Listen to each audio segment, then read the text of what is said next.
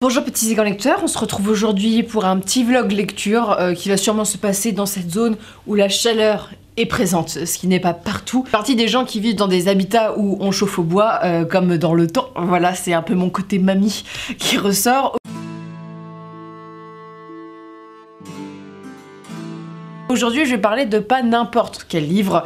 C'est un livre que j'avais très envie de lire. C'est un livre dont j'ai entendu quasiment que des avis positifs. Et c'est un auteur français. C'est un auteur français notamment qui a été traducteur, qui a travaillé pour des grosses maisons d'édition et qui intervient pas mal de fois en salon. Notamment, je crois qu'il avait été intervenu pour des ateliers d'écriture et ce genre de choses. Notamment Arnaud Cazel, donc, qui est publié dans la maison d'édition dans laquelle je gère, avait suivi une de ses conférences et tout, donc c'est pour ça ça m'a donné encore plus envie de le découvrir et vous m'en parlez très souvent en salon, ça revient quand même très souvent, donc je me dis on va pas mourir bête, donc on va lire Lionel Davoust, Madame Freya a envie de me faire une moustache, oui c'est bon. La messagère du ciel, donc chez Folio SF. J'ai déjà lu les deux premières parties, je vous ai pas attendu malheureusement, mais j'ai fait une pause parce que j'ai envie un peu de séquencer pour avoir un avis qui est au fur et à mesure de la lecture. Je suis partie dans ces lectures en sachant pas vraiment de quoi ça allait parler. Je savais que c'était de la fantasy, qu'il allait avoir un bon univers et que la plume de Davoust était connue pour sa qualité. Et je dois dire que c'est vrai. C'est vrai et c'est un des points que je vais souligner. Donc La messagère du ciel, c'est le premier tome, une série de 5 livres dont les derniers ont l'air d'être coupés en 2 il me semble.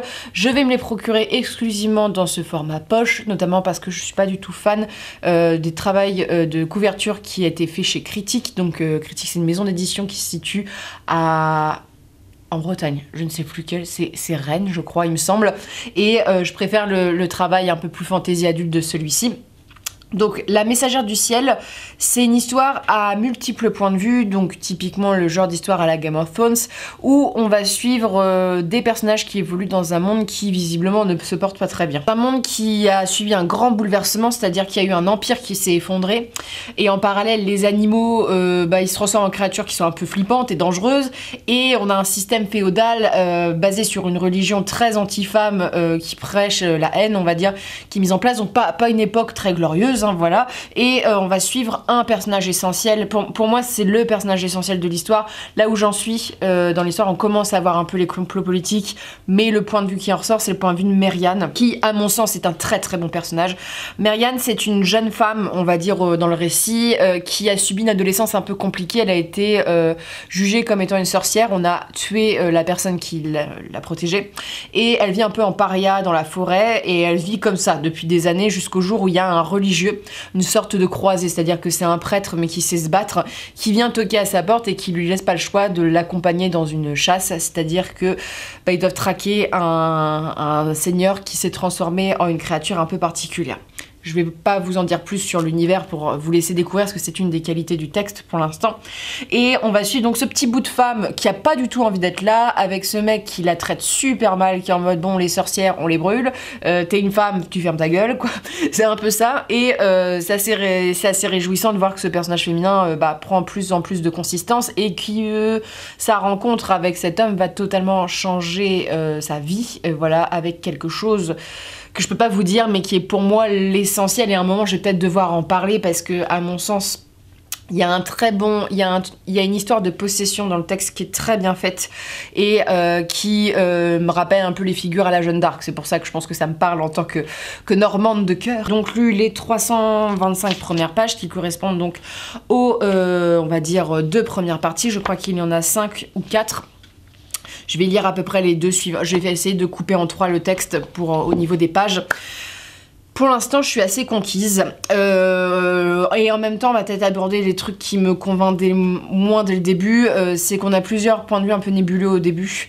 Et on sait pas trop où veut aller l'auteur. On a une mise en place qui est assez longue en termes de structure avec avec des rois, voilà, ce genre de choses. On voit qu'il y a le world building qui est mis en place. Et en même temps, la lecture n'est pas aidée parce que ce livre-là, ça fait plus d'une semaine que j'ai laissé en pause parce que j'ai pas eu le temps de lire cette semaine pour X et X raisons, et parce que je voulais que je tourne ce truc de vlog et j'ai pas eu le temps, voilà, j'ai pas eu le temps avec la sortie des objets maudits, et c'est vrai que l'histoire a quand même eu du mal à démarrer, voilà, dès qu'on était avec le point de vue de Mériane, je trouvais ça intéressant, le reste est un peu plus un peu plus nébuleux, un peu plus long. J'espère qu'on va quand même avoir des personnages aussi attachants pour pas qu'on soit en mode il y a un personnage central et le reste c'est pas ouf.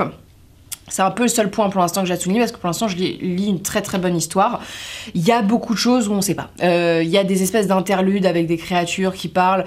On voit que le monde, on est vraiment sur de la position doucement des éléments, mais ça en reste plutôt intéressant. C'est aussi le petit point, c'est que je m'attendais à ce que ça soit plus original. En fait, je suis partie dans ce texte, je savais pas trop ce que c'était. C'est quand même de la fantasy médiévale classique.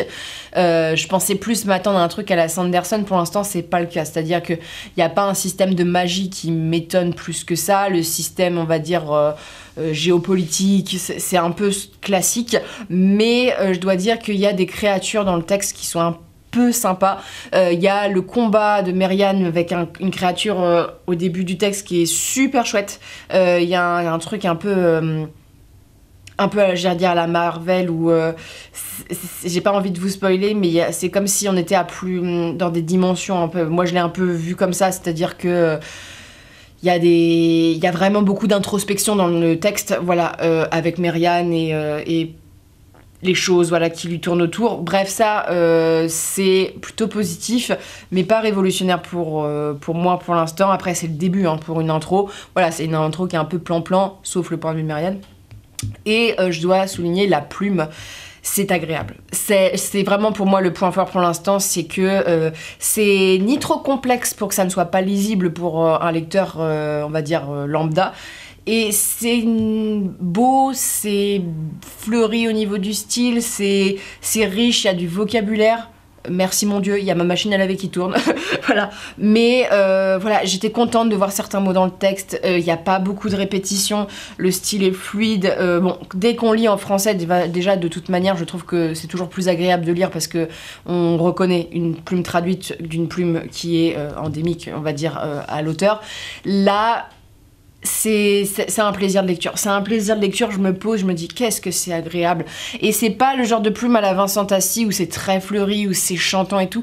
C'est simple et en étant riche et complexe. C'est vraiment, la plume est très équilibrée, c'est ce que j'aime beaucoup. Et j'ai rarement lu une plume comme ça en imaginaire français. Voilà, c'est chouette de voir au-delà du roman de fantasy une vraie patte de l'auteur, une vraie richesse du texte. Donc voilà, c'est un peu ce que j'ai à noter pour l'instant. Je pense que je reviendrai avec un avis un peu plus poussé pour la seconde partie. Là c'est vraiment très introductif mais je suis plutôt conquise, voilà, je suis plutôt conquise et j'espère qu'on va pas quitter le personnage de Merian tout de suite.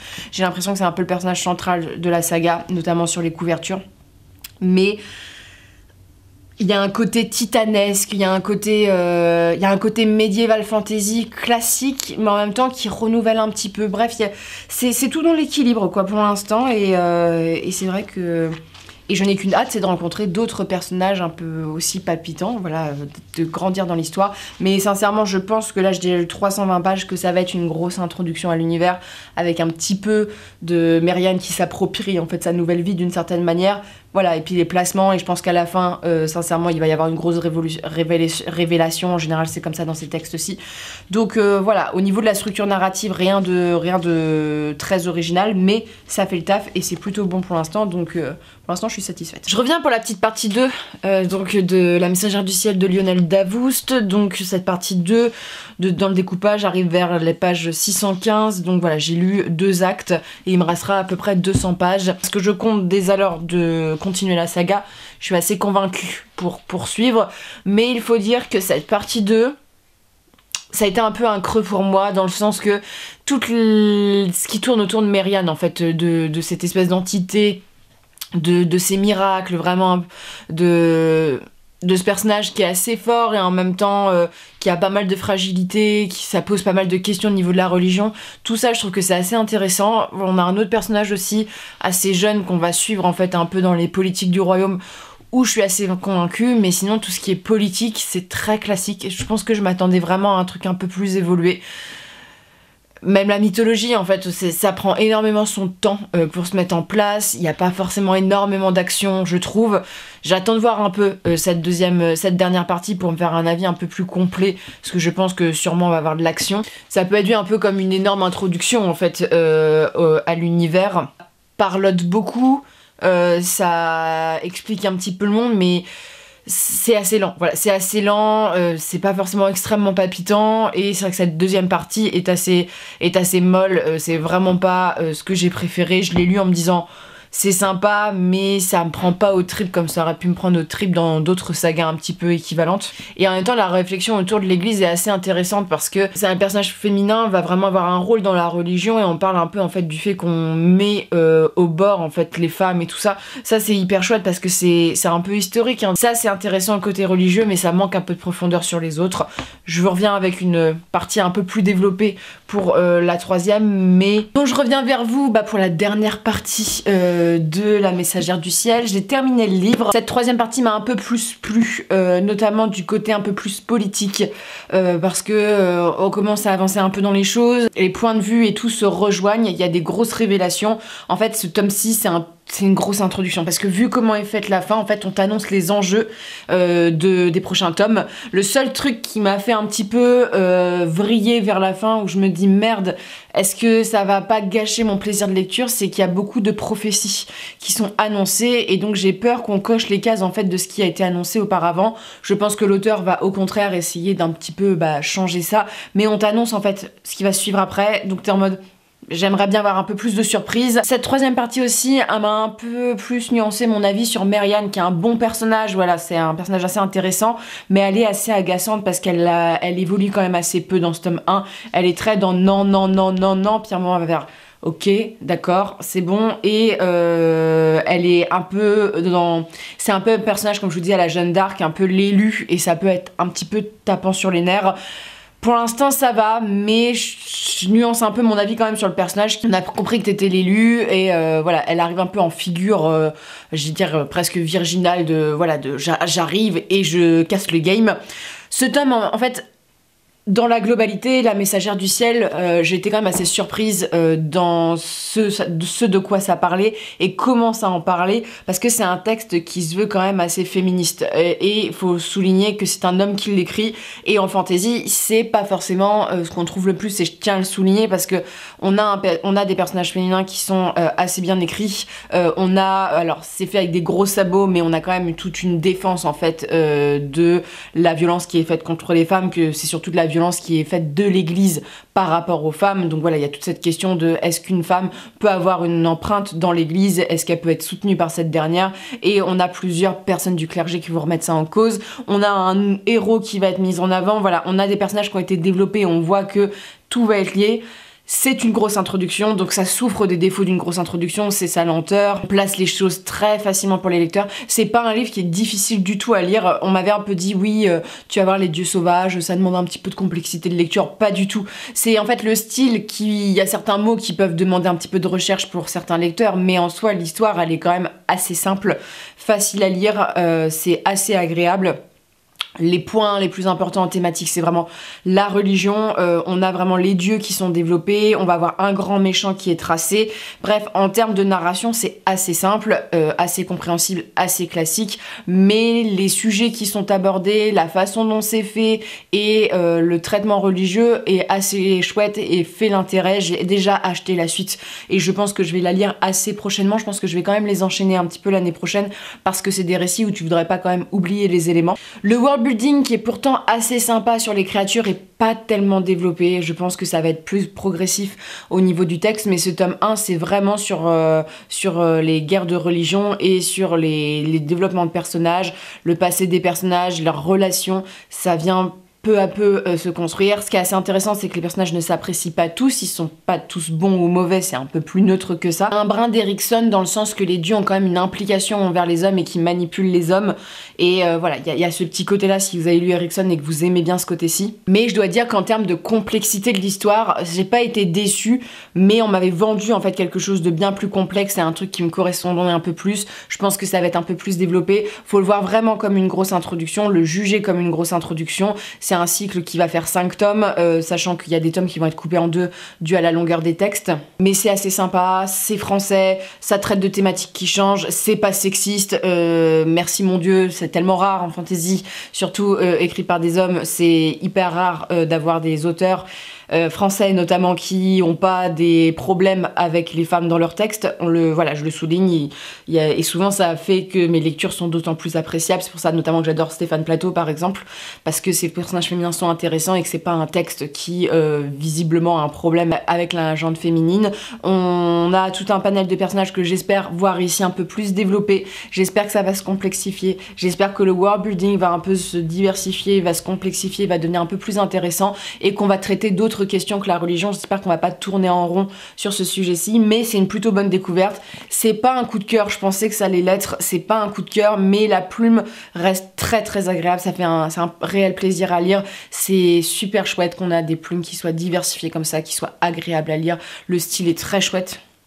Mais je pense qu'il faut que vous en fassiez un avis plus personnel, voilà, sur votre rapport un peu à vos goûts, parce que là c'est vraiment un texte qui est adressé à des lecteurs de fantasy qui aiment les plumes et qui aiment quand il y a un peu des fonds religieux, tout ça, qui est peut-être moins adressé à des gens qui voulaient quelque chose de très original. Voilà, c'est un peu classique quand même.